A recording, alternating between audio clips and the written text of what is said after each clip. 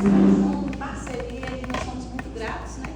Pela presença de todos vocês, se deslocaram de Vilhena para vir aqui apresentar a nossa Semana Espírita. Trazer através da música, assim, a gente está em festa, né? A nossa casa está numa alegria, esse trabalho está acontecendo desde ontem, mas não é só desde ontem. A partir do momento que nós nos predispomos a organizar uma Semana Espírita, desde o início do ano, o trabalho já está sendo feito, né? E como este ano o Evangelho segundo o Espiritismo ele completa 160 anos, aí nós escolhemos esse tema, né? Evangelho, roteiro de amor, 160 anos de consolo e esperança, porque é através do Evangelho de Jesus que nós encontramos o reforço, o antídoto para os nossos problemas, para as nossas mazelas, para nós termos força para continuarmos. E não, a tarefa é árdua, mas nós precisamos trabalhar, né, Safira? Sim. E hoje nós teremos nosso palestrante, o Rogério, de Cacoal, agora 2 vezes de Cacoal, e vai estar falando conosco hoje sobre as bem-aventuranças e a sociedade moderna. Para que a gente possa, assim, adentrar mesmo, além do Evangelho também refletir sobre o Sermão do Monte, né? Que Jesus nos trouxe aqui naqueles derradeiros dias. E aí o Rogério escolheu uma leitura para que nós pudéssemos mais uma vez trazer aqui uma leitura do nosso Evangelho e nas instruções dos Espíritos, o capítulo 11, amar o próximo como a si mesmo, o item 8, nas instruções dos Espíritos, a lei de amor.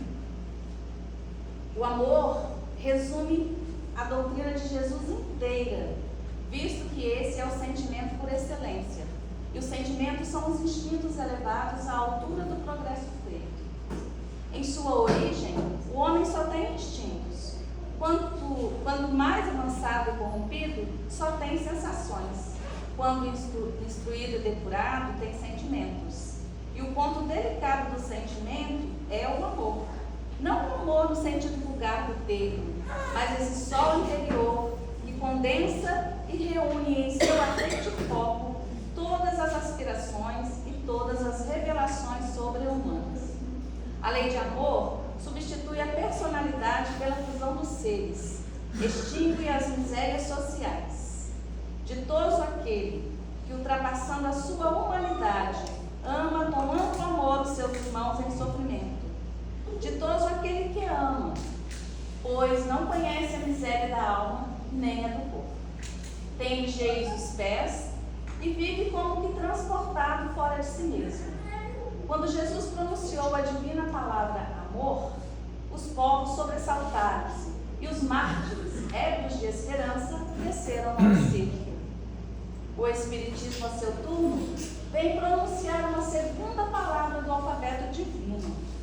Estai atentos, pois que essa palavra ergue a lápide dos túmulos vazios, e a reencarnação, triunfando da morte, revela às criaturas deslumbradas o seu patrimônio intelectual. Já não é ao suplício que ela conduz o homem, condulo à conquista do seu ser, elevado e transfigurado. O sangue resgatou o espírito, e o espírito tem hoje que resgatar da matéria o homem. E continua o item, mas o Rogério pediu para a gente ler os 2 primeiros parágrafos. E aí hoje, neste momento, eu convido o seu Pedro, nosso presidente da Federação Espírita do Estado de Rondônia, para fazer a nossa prece. Boa noite a todos. Vamos orar.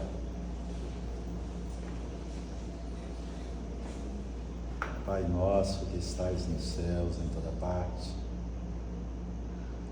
santificado seja o teu nome no louvor de todas as criaturas, e venha até nós o teu reino de paz, de amor e de bondade. Nós que aqui nos encontramos nesta hora, por exclusivo acréscimo de misericórdia do teu coração generoso para conosco, te agradecemos e te pedimos mais uma vez que nos abençoe. Abençoe esses filhos que aqui estão. Ainda imperfeitos somos todos nós, mas já desabrochando em nossa intimidade a vontade firme de nos ligarmos a Ti, Senhor, pelos laços do sentimento, da afetividade filial. Nós que aqui nos encontramos nesta hora, somos imensamente gratos também a Teu Filho muito amado, Cristo Jesus,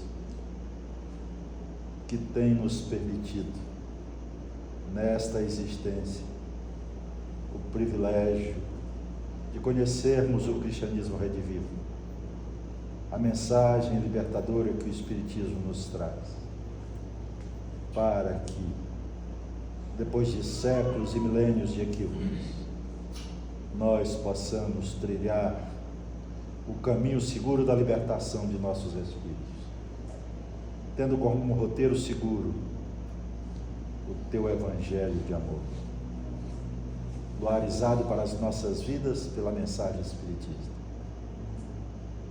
Gratidão eterna, todos nós externamos a Ti e a Jesus, por este momento, por esta hora, por este banquete espiritual que estamos participando desde o dia de ontem. Tu possas envolver a todos nós, e em especial esta casa com todos os seus trabalhadores, em bênção de muita paz. Que assim seja, Senhor.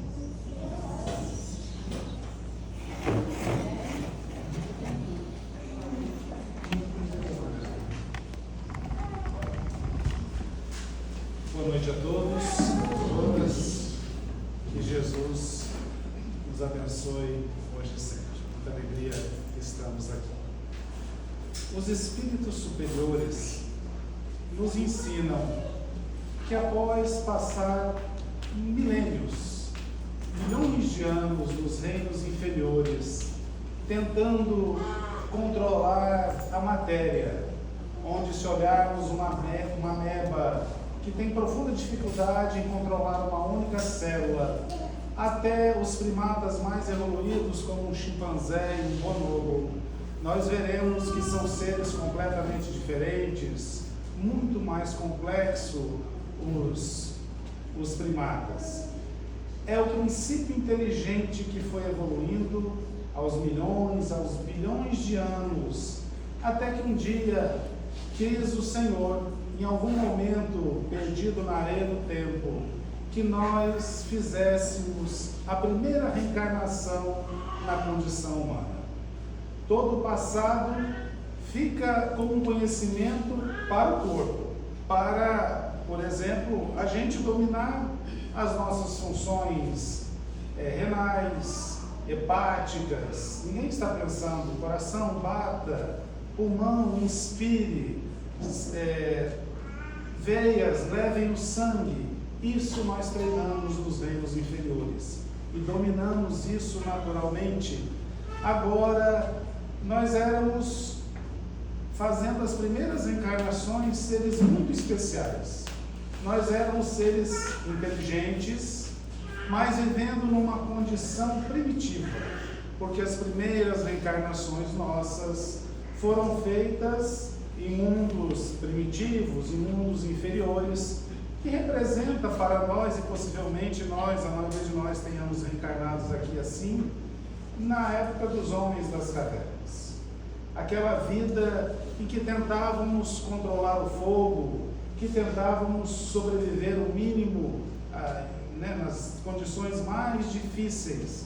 Ali estávamos fazendo as nossas primeiras reencarnações. Aquelas reencarnações eram apenas de provas. Não havia expiações, era só aprendizado, a gente não sabia nada. Nós éramos caçadores e ao mesmo tempo era caça. Os nossos alvos como caça eram mais velozes, mais fortes do que nós, mas mesmo assim nós fomos capazes, porque temos uma inteligência muito especial, superior à dos animais, e fomos capazes de, dominando a natureza, vencendo os obstáculos, e assim passamos milhares de anos aprendendo, até que uma hora nós conseguimos sair das cavernas. E nesse momento, foi a hora que nós controlamos a agricultura, em que nós começamos a domesticar os animais, e com isso nós tínhamos a capacidade de ter rebanhos mais perto da gente. Não precisávamos passar uma vida inteira atrás de alimento, coletando, caçando. Havia um pouco mais de segurança na nossa existência, apesar, obviamente, de uma vida muito dura. A fixação da agricultura fez com que nós nos uníssemos, e a gente já não viveria mais na caverna, mas em vilas. Construímos cidades ou pequenas aglomerações, e ali nós vamos ter contato com mais pessoas. Nesse momento em que nós estamos numa relação mais complexa, nós deixamos de ser apenas instinto, como diz o Evangelho, porque nós já estávamos muito próximos dos animais, e passamos a ter sensações. E as sensações eram mais elaboradas, e de repente nós olhávamos para o nosso vizinho de terra, e a produção dele foi maior do que a nossa neste ano. E isso nos causa uma sensação desagradável, porque a gente começa a desejar o que é do outro.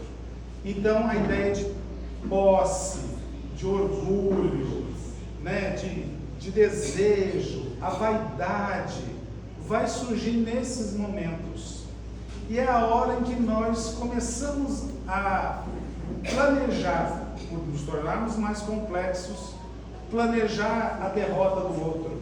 É a hora que a gente planeja o roubo, o assassinato, a traição. E essa complexidade faz de nós seres... Claro que havia assassinatos na época dos homens da caverna, mas era da pura brutalidade, da pura animalidade. Agora a complexidade era maior. Então nós deixávamos de ser apenas espíritos em aprendizado, em provas, e nós teríamos responsabilidade com esses atos. E o mundo passa a ser um mundo de provas e expiações, porque as reencarnações que virão adiante já não serão apenas daquele que tem que aprender, mas de alguém que tem que expiar os erros do passado. Porque aquilo que estávamos fazendo com o nosso irmão, com o próximo, já não havia assim desculpa da nossa animalidade. Nós já tínhamos um mínimo de compreensão da vida, e isso não passaria em absolutamente despercebido da lei de Deus. E é interessante, né, que observarmos que então fomos criados simples e ignorantes, que foram essas primeiras reencarnações. Mas Deus colocou que nós estávamos destinados, todos nós, à felicidade. Um dia todos nós seremos espíritos felizes, espíritos puros. Então seria necessário que essas sensações, que elas precisavam ser educadas. E Jesus, como governador da terra, vai enviando seus emissários ao longo dos milênios para nos ensinar a como deveríamos agir com os nossos sentimentos. As sensações precisavam ser educadas, os nossos sentimentos precisavam ser educados, e vêm os missionários. Vem na Índia os Vedas há 6.000 anos atrás. Vamos encontrar Buda também na Índia, Lao Tse educando a China. Sempre houve esses emissários de Jesus. Muitos passaram desapercebidos para a história, porque vieram para pequenas comunidades, para pequenos grupos, mas sempre Jesus não esquecia de nenhuma comunidade, de nenhum grupo, e sempre enviava espíritos para mostrar que era necessário a educação dos nossos sentimentos. Claro que isso à luz da época, a visão da época. Não podemos esquecer de Moisés e dos profetas. E esses sentimentos, e o que eles ensinavam eram sempre para pequenos grupos. Ensinavam para os discípulos, para os iniciados, tinha a escola, os gregos, né? Tinha as suas escolas filosóficas, para pequenos grupos. Não era uma mensagem universalista, até que Jesus, o governador do planeta, vem à Terra. E se a gente pensasse assim, com certeza Jesus vai, por ser o mais inteligente espírito que aqui esteve, vai fazer uma escola muito especial para ensinar alguns. Mas Jesus não faz isso. Jesus vem no meio do povo e para o povo. Vai conviver com as pessoas do dia a dia. Ele não se isola. Ele tem os discípulos, é verdade, mas ele está no contato com todas as pessoas da sociedade. Quando os ricos, quando os poderosos o procuravam, ele estava lá. Quando os doentes o procuravam, ele estava. E a vida de Jesus é uma exemplificação de como deveríamos agir, né? Como que a gente reage ao ser agredido? Nós temos dificuldades hoje em sermos pacíficos. Jesus passa por isso, né? Quando traído, quando forem injusto comigo, quando me condenarem por algo que eu não fiz, todas essas passagens Jesus experimentou e na sua dor ele nos ensinou como agir.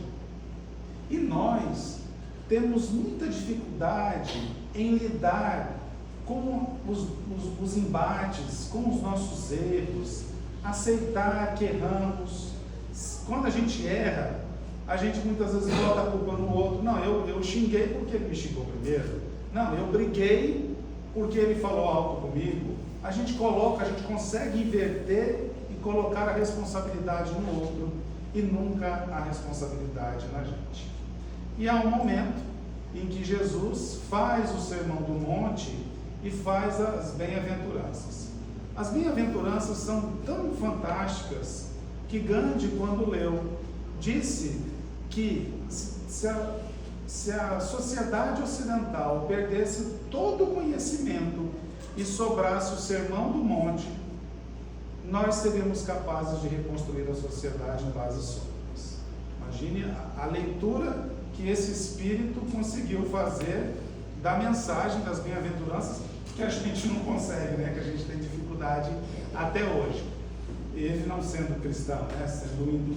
A gente então vai ver que as bem-aventuranças é um convite à nossa mudança. E muitos se debruçam sobre a compreensão delas, e o Alberto Almeida faz uma análise que eu considero fantástica, a análise que ele faz, porque ele diz que as bem-aventuranças são um convite à nossa transformação moral. Mas se nós quisermos mudar, ele diz que o primeiro passo é reconhecermos o nosso erro. Por isso que a gente precisa ter humildade, desenvolver o mínimo de humildade possível para reconhecer que erramos. Então, quando dizemos assim, opa, eu errei, entra a primeira bem-aventurança. Bem-aventurados os pobres de espírito, ou seja, os humildes, porque deles é o reino dos céus. Ou seja, nós só alcançaremos o reino dos céus a partir dessa virtude, da humildade. Quando dizemos, Senhor, eu errei, eu realmente falhei, nós estamos dando um passo importantíssimo na nossa transformação moral.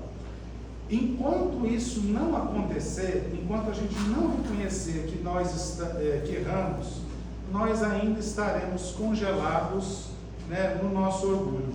Então, esse ato de reconhecer que errou é um ato de humildade. Então, faz todo sentido iniciarmos o nosso processo de mudança íntima pelo reconhecimento das nossas limitações. Então, ao dizer Jesus, bem-aventurados os pobres, né, de espíritos humildes, nós estaríamos dando o primeiro passo da nossa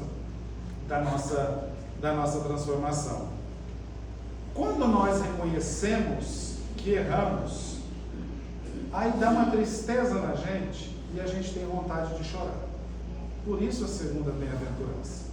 Bem-aventurados os que choram, porque serão consolados. Ou bem-aventurados os aflitos.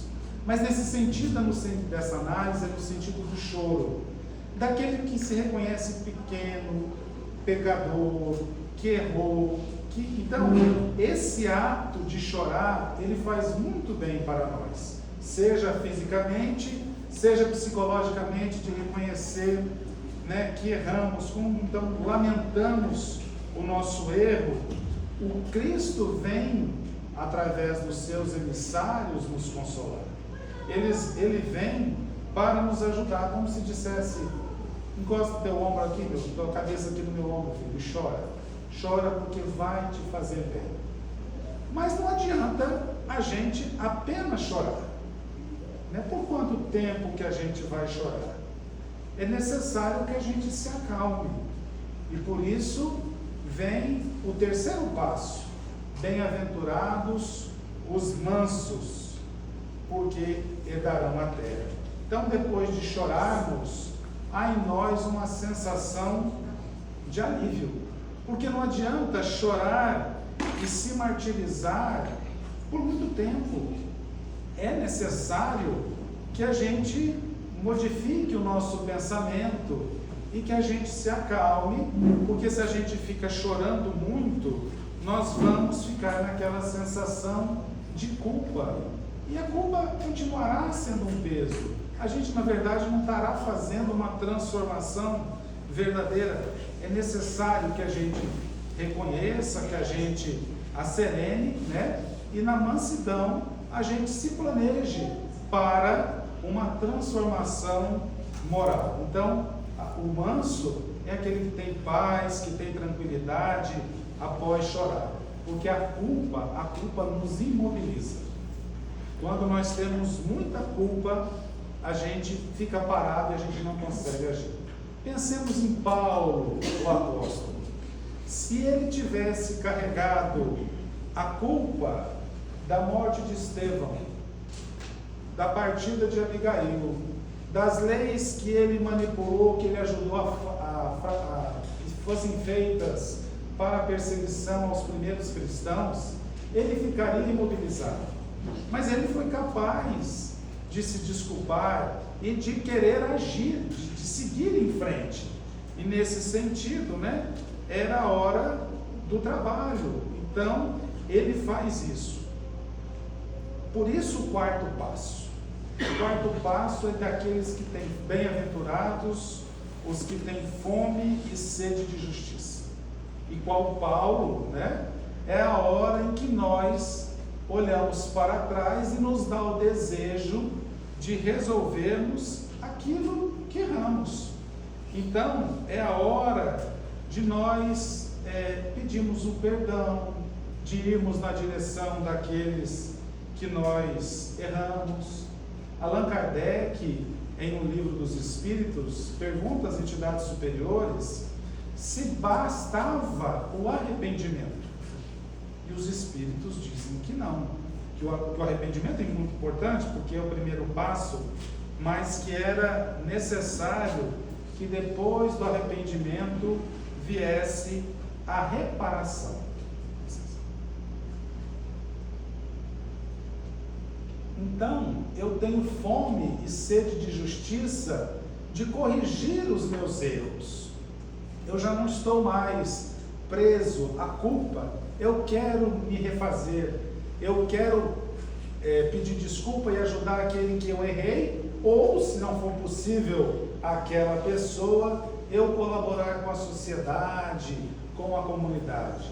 A gente vai ver no livro Paulo e Estevão que Paulo não poderia devolver a vida a Estevão, não ressuscitaria Abigail, mas ele devolve para a sociedade o mal que ele havia feito, plantando bem, semeando o evangelho, formando aquelas igrejas primitivas. Então, ele faz um movimento de plantar o bem. Ele não se prende na culpa, e com isso é alguém que vai se tornando um bem-aventurado, porque a sua fome de sede de justiça, ela vai sendo diminuída conforme ele vai plantando o bem. O quinto passo é de bem-aventurados os misericordiosos, porque alcançarão misericórdia. Se nós pedimos perdão, agora é hora de nós darmos o perdão. Porque o misericordioso, aquele que alcança misericórdia, é aquele que reconhece no outro um estágio que nós estávamos há pouco tempo atrás. Aquele que erra conosco e a gente reconhece, a gente olha e fala, puxa vida, eu era desse jeito. Nessa escala, quem chega nessa bem-aventurança da misericórdia, ele reconhece que o irmão é falível, do jeito que nós fomos, ou que ainda somos, né? Então, ele compreende a limitação do outro. Esse olhar é belíssimo, que todos nós devemos desenvolver. Porque é triste aquele que diz assim, eu nunca te perdoarei. Esse está lançando uma sentença para o futuro, de que ele obrigatoriamente terá que conviver com esse irmão, até que os laços de ódio sejam eliminados e transformemos o ódio em respeito, em amor, num processo que muitas vezes demorará muito tempo e será muito doloroso. O não perdão, ou seja, o odiar, cria um laço, nos une num laço muito pesado, muito violento e que nos causa muito sofrimento. Então, quando nós compreendemos o outro, nós perdoamos o outro, nós o libertamos. E nós nos libertamos também dessas amarras, que nos prendem e que nos fazem tão triste. Quando Jesus fala isso, no pensamento judaico da época, há muita dificuldade de compreender, da época e de hoje, porque a lei vigente, a lei mosaica, era do olho por olho, dente por dente. É só a gente ver até hoje Israel.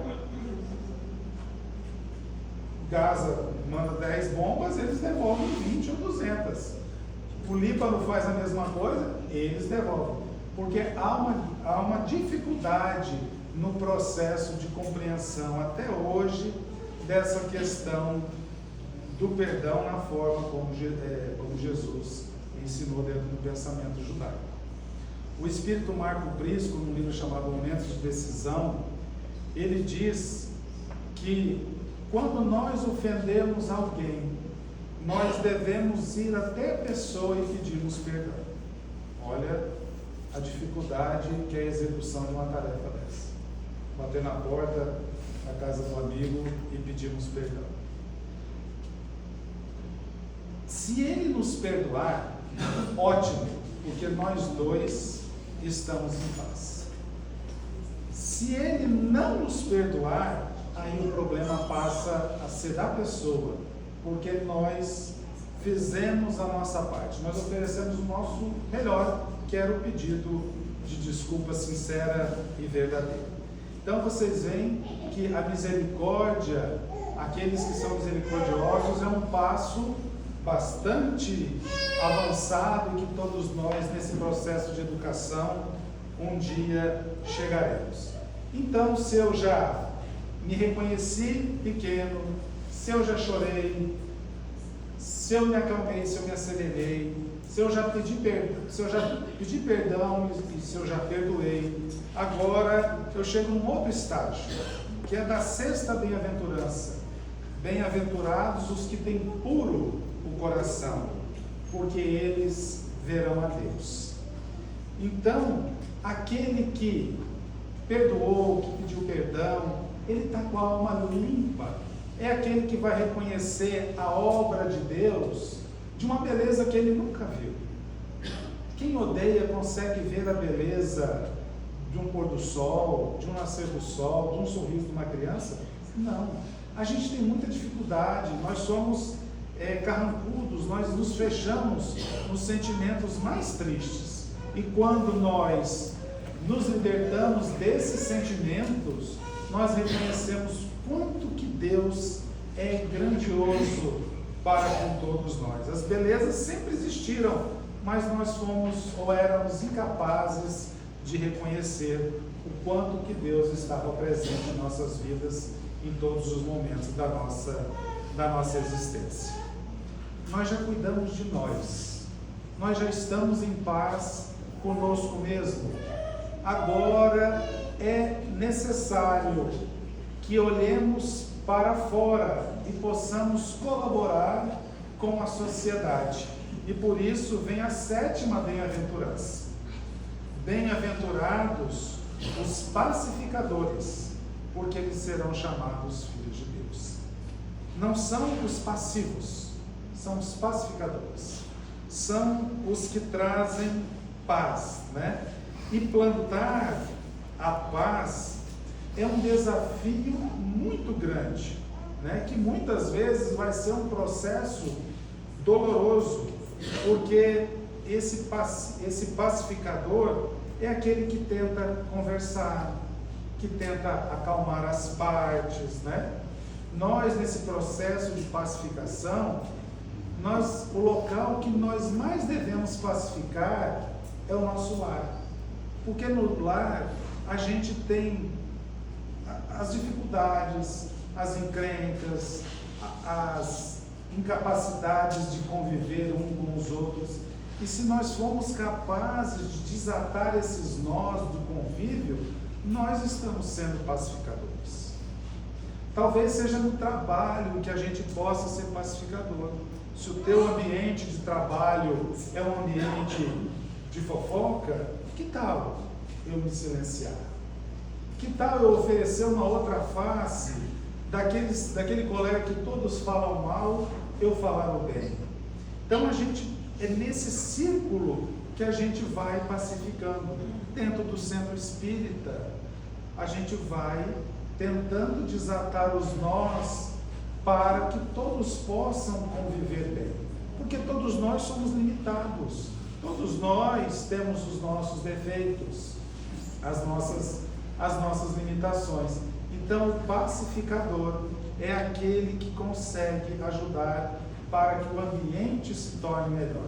Que maravilha, né? Como a gente ouve assim, nossa, o meu ambiente de trabalho é horrível. Aí trouxeram fulano, foi transferido e ele mudou o ambiente. A gente ouve isso. Isso é lindo, é alguém que é pacificador aonde trabalha. Em compensação, a gente ouve, olha, depois que fulano veio para cá, virou um caos, virou uma confusão. É alguém que está muito longe ainda de ser pacificador, né? Então, a gente começa pacificando os pequenos grupos, a família, o trabalho, o grupo religioso que pertencemos, para um dia sermos esses, como Gandhi, que foram capazes de pacificar a milhões de pessoas, a um país.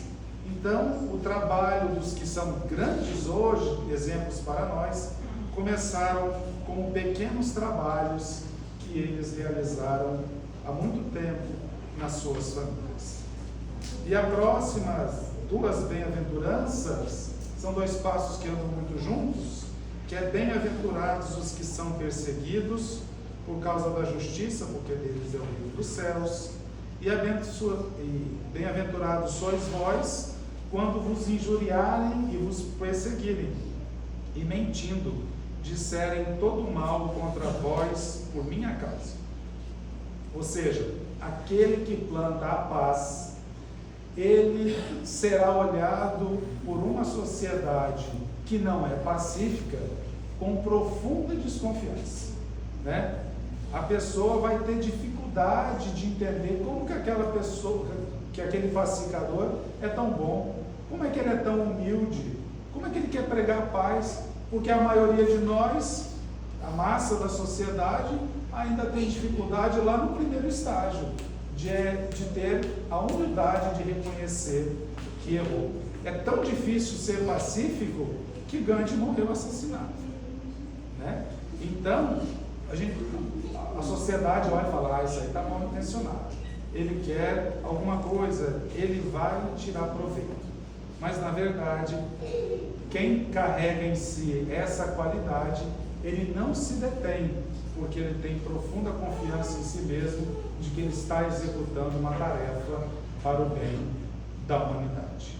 E Jesus encerra essa passagem do Sermão do Monte, dizendo assim: alegrai-vos e exultai, porque é grande a vossa recompensa nos céus, porque assim perseguiram aos profetas que foram antes de vós. Ou seja, o reconhecimento dos pacificadores será no céu, ou seja, depois da desencarnação, né, é que eles serão reconhecidos pelo seu trabalho, porque muitas vezes aqui na terra nós não os reconhecemos. Então, meus irmãos, se a gente olha por esse lado, da maneira como descrevemos as bem-aventuranças, a gente vê que ela é um caminho para a nossa transformação moral. E que nós começaremos ela a partir do momento em que nós reconhecemos que erramos, né? E que nós tivemos a humildade para reconhecer que somos fracos e frágeis. Muitos dos que passaram na época de Jesus foram capazes de fazer essa transformação, né? Jesus era esse modelo perfeito para nós, e a sua mensagem atingiu alguns de maneira exemplar. Há no livro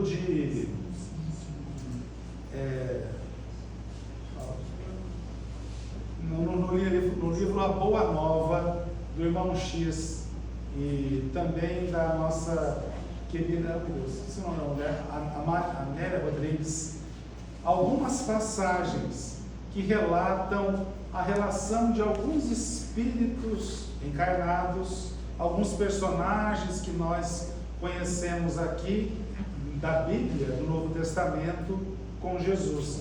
Histórias que esses espíritos conseguiram ter acesso a dados espirituais e que nos narram o que aconteceu com esses personagens.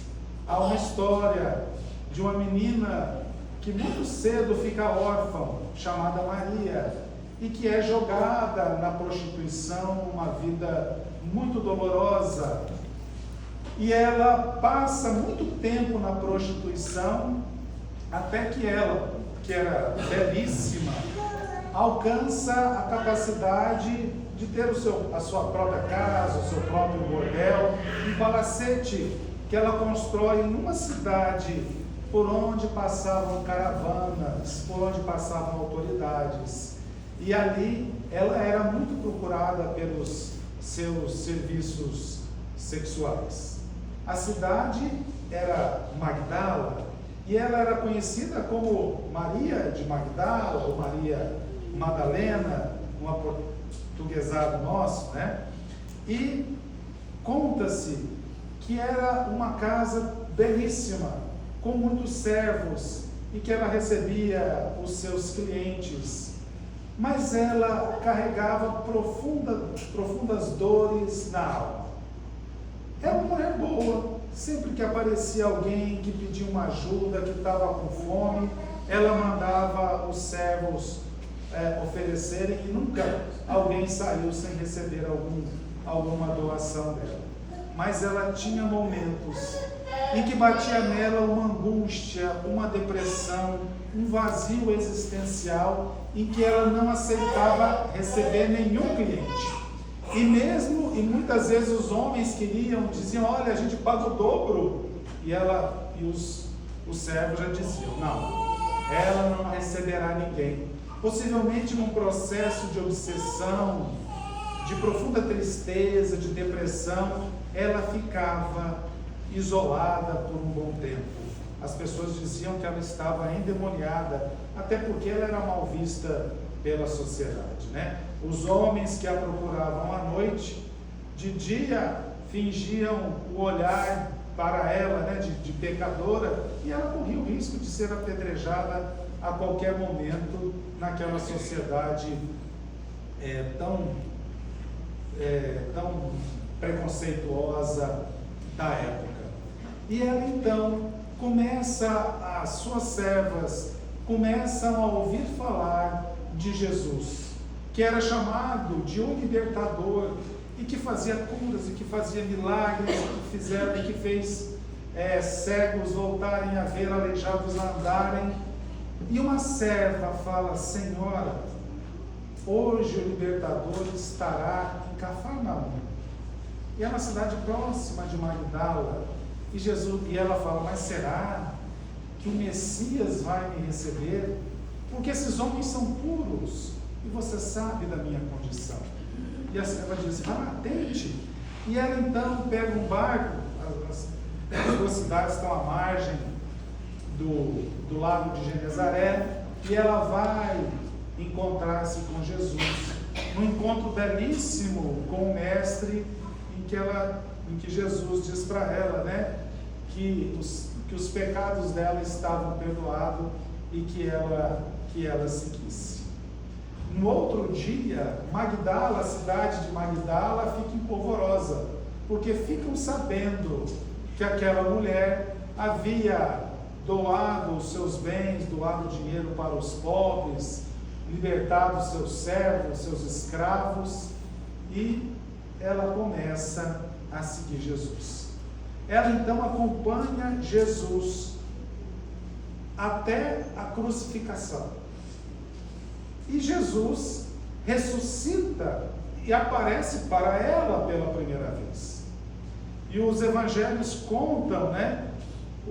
Esses livros contam que quando ela vai relatar o aparecimento de Jesus para os apóstolos, há um olhar de profundo desdém nos olhos dele e na boca deles, porque eles dizem, por que ele apareceria para você? Você é uma prostituta, você é uma pecadora, tinha que aparecer para nós. Então, depois Jesus aparece para eles. Ela é daqueles 500 da Galileia que acompanha Jesus até a sua subida aos céus. E ela se sente profundamente solitária e vazia depois que Jesus parte. E nesse momento, ela tenta seguir os apóstolos, que iniciam a sua pregação, vão se espalhando, e aí eles dizem, olha, você não pode nos seguir. Você faria mal para a coletividade, o que pensariam de nós, né, com a sua presença aqui, a sua marca de prostituta entre nós. Então ela fica numa daquelas cidades abandonada, e ela então, para matar a saudade de Jesus, ela ficava andando à margem do lago de Genezaré, até que um dia ela vê um grupo de leprosos que estavam vindo atrás de Jesus, porque ouviram falar de um homem que curava os leprosos. Eles vinham de longe, de Dalmanuta, e vieram para o encontro com Jesus. E ela então vai na direção deles e relata que Jesus já havia partido. Mas ela conhecia do Evangelho, ela conviveu com Jesus, então ela relata os ensinamentos de Jesus, fala do amor, fala do perdão. Ela conversa com aqueles espíritos, com aqueles leprosos, sem medo. Eles são expulsos da cidade e vão na direção de Jerusalém. porque perto de Jerusalém ficava o Vale dos Leprosos. E chegando lá, ela desce ao Vale dos Imundos. Ela vai com eles para o Vale dos Leprosos com a maior naturalidade do mundo, numa época em que as pessoas, né, tinham horror da lepra. Ela desce o vale e vai conviver com esses doentes por muitos anos. E todo dia ela falava de Jesus para aqueles doentes. E ela então falava da esperança para aquele que estava próximo da desencarnação. Ela consolava aqueles que tinham saudade. Ela enxugava o pranto daqueles que estavam sem esperança. E ela trazia a esperança do Cristo, de que dias melhores viriam para todos. Depois de um tempo, ela reconhece no corpo, que já não era mais o corpo da mulher dela, ela reconhece a marca da doença, e a doença também a atinge. E muito tempo ali, ela já doente, ela resolve então, que bate nela uma profunda vontade, uma profunda saudade de ver Maria, a mãe de Jesus. Ela vivia em Éfeso, junto com o apóstolo João, e ela então se despede dos seus irmãos leprosos, e numa cena belíssima, eles dão para ela um pouco do dinheiro, dos centavos que eles tinham, das doações, né, que eles pediam, deram para ela, para que ela iniciasse a viagem. A viagem foi muito dolorosa, e ela então pôde conviver com o desprezo, com o preconceito da doença, e ela doente, cada vez mais doente, próximo da cidade de Éfeso. Ela cai numa febre muito grande e se encontra à beira da morte, e ela é recolhida por um casal de cristãos que cuidam dela, e ela então recebe a visita de Maria, fica ali, mas a doença vem levando, né, para a morte. E num dia ela tem uma noite ela tem uma febre profunda, e de repente ela sente uma luz, e ela olha e ela vê Jesus, e ela fala: Senhor. E ele diz: Maria, tu amaste muito, você atravessou a porta estreita, vem comigo. O corpo para de respirar e ela desencarna.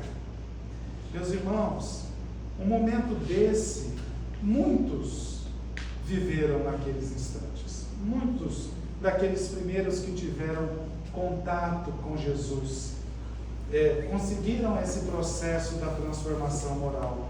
Mas isso não foi capaz de mudar alguns mais endurecidos, mais orgulhosos, como a gente sabe, o próprio Espírito, o próprio senador Publius Lentulus, com Jesus convidando, e ele não teve a coragem naquele instante de seguir o Mestre.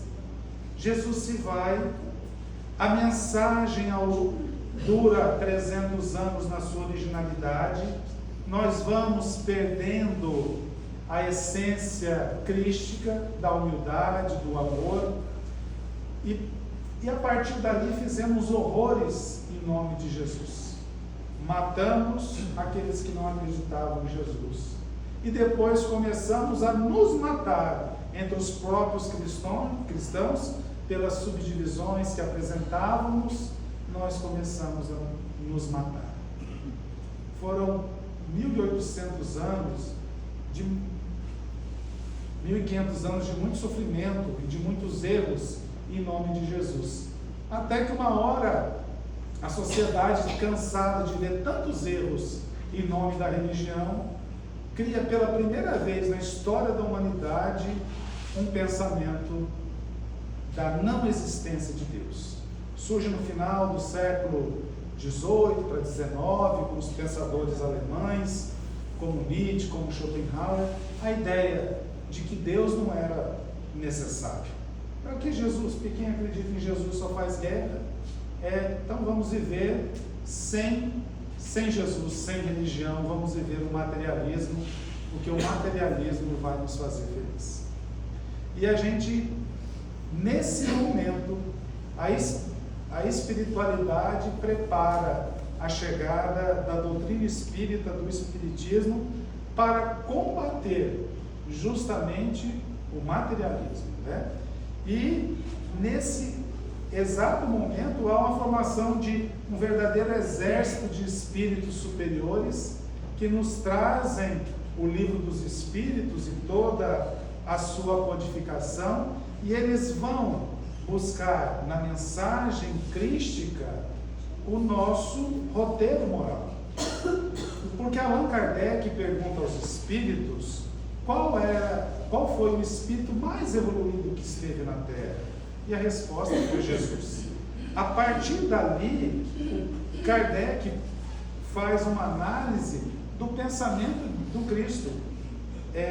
O espiritismo não faz digamos assim, não é cristão porque Kardec estava inserido numa sociedade cristã, foi católico, educado em escola protestante. Não, é porque os espíritos disseram: olha, ele é o modelo e guia mais perfeito para a humanidade. Se eles tivessem dito: olha, foi Buda, foi Sócrates, Kardec iria atrás desse conhecimento. Mas como era Jesus, ele vai atrás do melhor modelo, do melhor guia para a sociedade. Então, quando ele prepara o Evangelho segundo o Espiritismo, ele vai em busca desse Jesus. Esse livro é Jesus vivo ou redivivo. Aqui está o conhecimento, os ensinamentos de Jesus na sua essência. Kardec não se preocupou com as alegorias, com as fantasias, com as dúvidas. Não, ele vai buscar a essência. E muitos dos capítulos que estão aqui têm o nome de algumas das bem-aventuranças. Então, esse livro acaba sendo um livro de cabeceira para todos nós. Não é um livro mágico, é verdade, não é. Não basta ler e a doença será tirada de nós. Não. A gente estuda, a gente compreende, a gente luta para adquirir as virtudes, educar os nossos sentimentos, e aí vamos compreender que a doença não será retirada. Pode ser que a doença não tenha cura, pode ser que a doença leve a nossa vida, mas se eu bem me conduzir diante da doença com resignação, com paciência, com tolerância, a doença fica no corpo e o espírito sai iluminado. Então, Kardec vem nesse livro ensinar para nós do porquê das aflições, porquê que nós sofremos, são das causas atuais, são das causas das vidas passadas, nos consola em relação às dores que passamos, às perdas dos nossos entes queridos, que nós reencontraremos com eles em um dia, nos convida novamente à humildade. Os espíritos dizem aqui que a humildade é uma virtude muito esquecida de nós, e vemos no roteiro que a gente estudou sobre as bem-aventuranças que o primeiro passo é ter humildade. Por isso que os espíritos dizem que o que mais nós precisamos enfrentar são o orgulho e a humildade, o orgulho e o egoísmo que nós temos e as suas máscaras, as suas variantes, porque eles nos impedem de termos humildade de coração. Então esse livro é um livro que vai nos ensinar a amar o próximo, amar os inimigos, nos convida à caridade moral, à caridade material, uma caridade que deve ser feita em silêncio, nos ensina, ou melhor, nos esclarece das relações de parentesco, da importância da vida em família, como é importante nós bem vivermos a nossa família, apesar dos desafios que todos nós temos no lar em que estamos inseridos. Mostra-nos que o dinheiro em si não é um mal, que devemos lutar com honestidade para o nosso melhoramento material, mas sem nos tornarmos prisioneiros da posse. Nos exorta a fé, nos exorta a prece, nos ensinando que a nossa ligação com o divino, com o espiritual, se faz através do pensamento, sem nenhuma alegoria, sem nenhum objeto para nos prendermos, é apenas o pensamento que fará com que nós, numa hora, por exemplo, de angústia, façamos uma prece na direção dos espíritos superiores para que eles venham nos auxiliar. Esse livro bem estudado e bem trabalhado, que é o cristianismo redivivo, fará de nós homens e mulheres de bem. A exemplo de um texto que tem aqui, que talvez seja dos textos mais belos, que foi da própria escrita de Kardec, O Homem de Bem. E ali a gente lê e a gente se encanta, porque são tantas as coisas que um homem e uma mulher de bem são capazes de realizar.